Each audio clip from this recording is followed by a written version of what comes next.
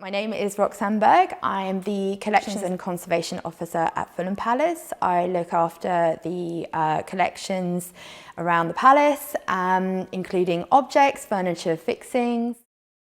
Some of the biggest challenges that we have is looking after from the pest management point of view, and also looking out for biological hazards. So we do have pests in different parts of the palace with also different issues. So in the library, we'll be looking at things that we need to spot, like silverfish, book lice, carpet beetles.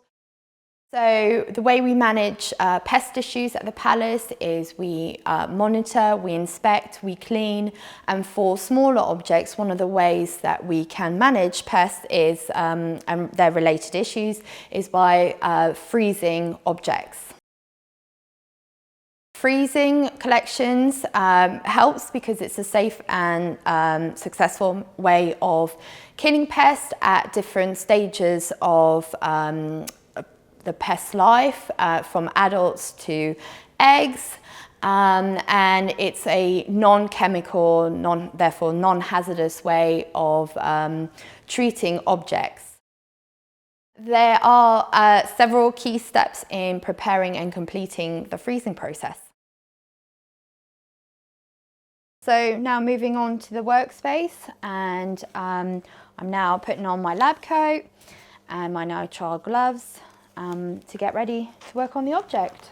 So the first step is to inspect the object to establish whether the pest issue is historic or is it actually active? Is it isolated to a specific object or to the rest of the collection? Step number 2 is to quarantine the object in question and seal it from the rest of the environment. Third step is to correctly package the objects ready for freezing.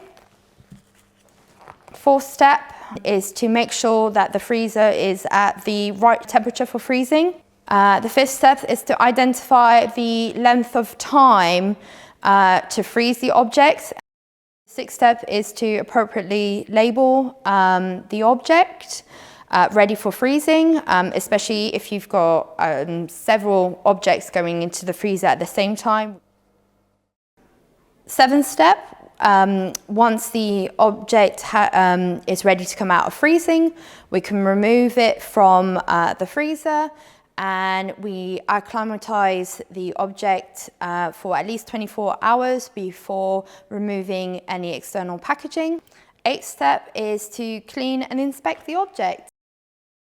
So freezing is just one of the many important steps in treating objects. It's very, very important, very useful.